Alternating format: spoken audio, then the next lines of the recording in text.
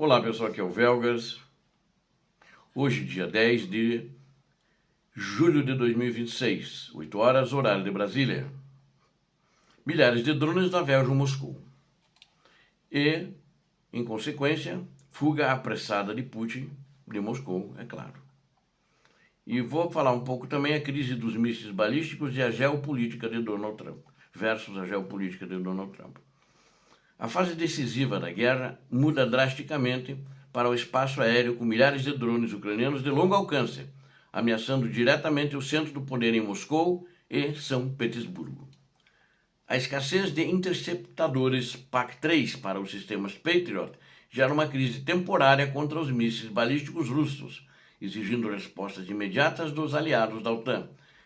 Temporária, e quanto mais tempo essa guerra vai gerar essa crise na falta de mísseis, e lógico que vão trazer prejuízos para a Ucrânia, porque os mísseis balísticos, sem o Patriot, não conseguem interceptar. Os outros sistemas que a Ucrânia tem está interceptando com muita competência.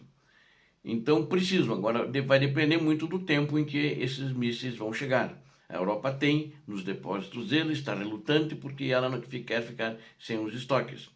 Apesar de que eles não entendem, acho que não tem ninguém ali com certo discernimento, eles sempre têm medo da Rússia, de um ataque russo. Mas o russo não tem, o Putin não tem capacidade militar hoje para atacar militarmente com tropas no terreno, atacar a Ucrânia. O exército russo está desmoronando. E se ele fizer só lançamento de mísseis, vai ser aniquilado pela OTAN, sem dúvida nenhuma. Então, mas é uma questão que o pessoal sempre fica com medo.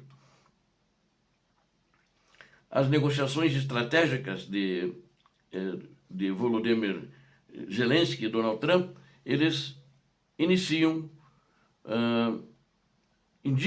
novos rumos para o conflito. Enquanto o avanço tecnológico ucraniano sufoca a logística da Rússia, assista a esse vídeo até o final para entender esta realidade crua dos combates que estão acontecendo no teatro de operações. Inscreva-se agora no canal. Você que não é inscrito, deixe o seu like, peço a todos, e compartilhem e comentem sobre esse vídeo. Milhares de drones alvejam Moscou e aceleram as fugas do Kremlin. Não é apenas o ditador que se mandou, mais gente se mandou, embora que não foi especificado quem. Quando a Ucrânia está fazendo ataques, direto, e agora ela fez um ataque com 1000 drones. Aí o pessoal se apavorou, saiu todo mundo, dizem que é da cidade, mas não existe uma confirmação para onde eles foram efetivamente. Pelo menos o ditador deve ter mais de um bunker na região ou em outras regiões para se abrigar. E a fase decisiva do confronto em grande escala mudou completamente da terra e do mar para o espaço aéreo. Operações terrestres bem-sucedidas privaram a Rússia de qualquer chance de um avanço significativo.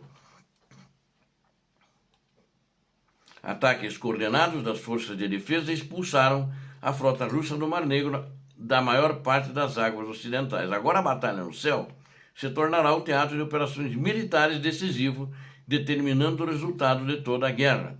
O jornal Financial Times reporta isso publicando declarações políticas de Volodymyr Zelensky. Segundo o líder ucraniano, que essa foi publicado, o fator-chave na mudança do equilíbrio estratégico foi o desenvolvimento em larga escala de veículos aéreos não tripulados. Eu concordo com ele.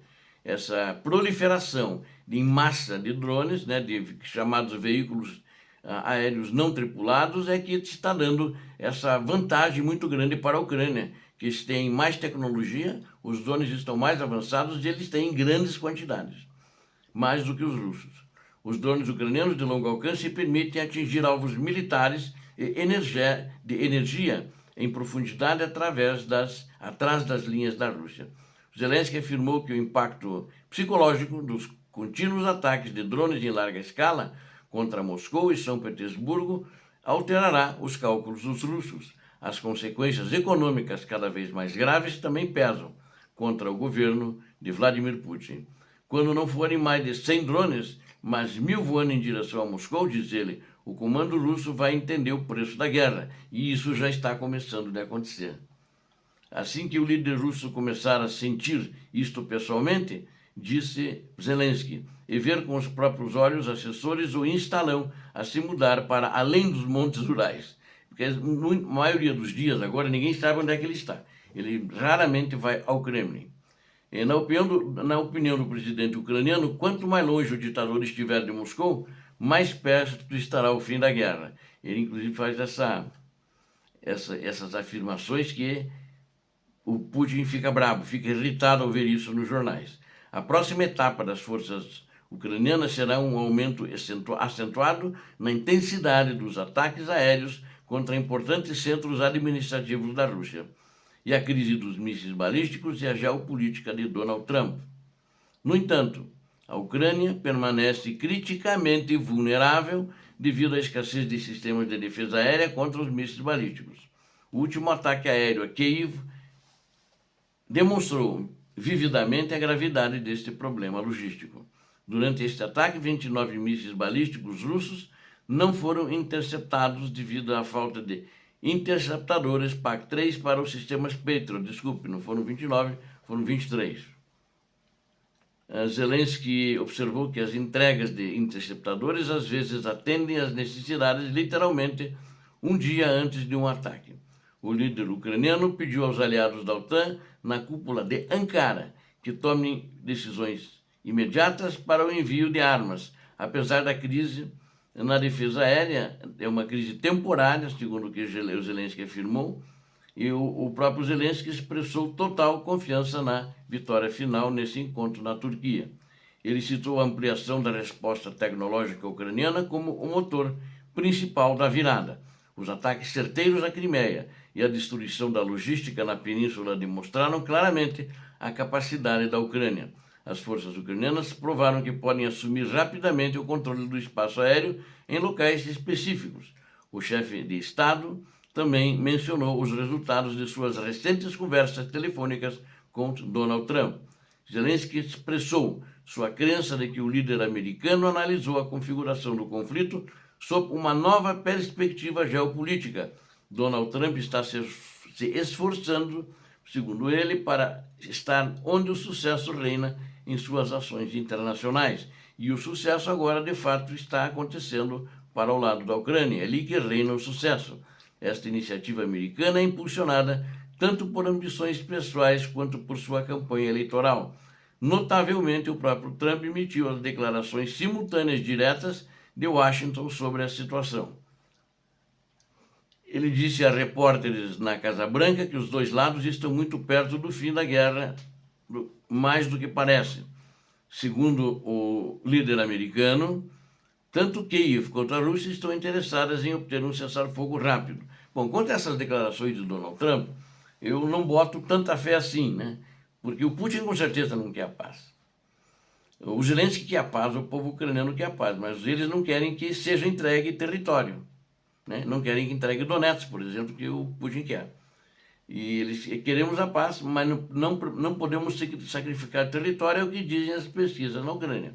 E na minha avaliação, estrategicamente falando, acho que a Ucrânia não deve, de fato, ir com muita austeridade ao pote e fazer um acordo de cessar-paz. Acho que também não vai sair, porque o Putin quer tudo, e porque a Ucrânia está ganhando. E se ela ganhar mais, se a Rússia perder mais ainda, principalmente na sua retaguarda, nas refinarias, e que ela venha se engatinhando de tão ruim que está desmoronando, o líder, o ditador da Rússia, não vai ter condições de exigir muita coisa.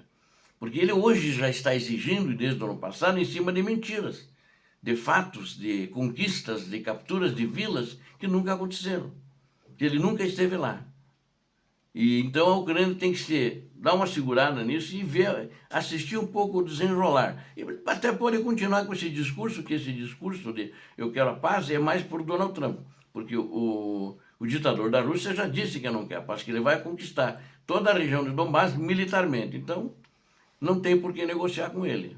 Essa é a minha opinião, e a Ucrânia tem que continuar fazendo baixas para eles, desgastando, perdas materiais, e cada vez mais enfraquecendo ele, e enfraquecendo a Rússia com os bombardeios em profundidade dentro do território da Rússia. Para nós concluirmos, a transferência dos combates para o coração político da Rússia mostra o esgotamento de táticas convencionais terrestres. A Ucrânia impõe uma nova realidade militar ao demonstrar que as defesas aéreas russas não suportam enxames de 1000 drones. Embora a escassez temporária de mísseis Patriot seja um desafio urgente, a superioridade tecnológica e a pressão psicológica forçaram a retirada da Rússia de algumas áreas, forçaram ele tirar a frota russa do Mar Negro ali de Sevastopol. E o avanço nos céus da Ucrânia e as articulações políticas de Washington consolidam o caminho rumo à vitória final e total da Ucrânia. Tenho certeza que a Ucrânia vai vencer. Ela, inclusive, está sendo muito bem ajudada porque a Europa se conscientizou muito mais de que é ali que está se decidindo o futuro da Europa.